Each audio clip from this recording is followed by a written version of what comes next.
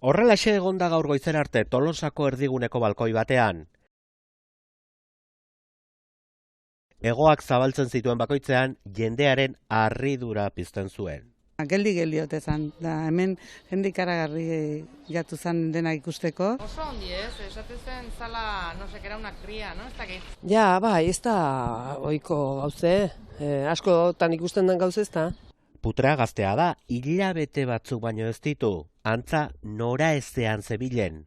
Lehenengo hegaldi hori egiten dutenean edo hasieran, hegazten direnean putreak ere, beste edozein hegazti moduan nahastu egin daitezke. Lezon ere ikusi omen dute aurreko egunetan. Atzoko arratsalde eta gau guztia egonda balkoi horretan geldirik, gaur goizean harrapatu eta Donostiako Arrano etxera eraman duten arte.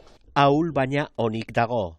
Ez dauka zauririk, bakarri dago, pixkat ahul dago eta nekatuta, orduan behar dituen zaintza bakarra da ondo elikatu. Honela topatu dugu gaur arratsaldean Arrano etxean bertan.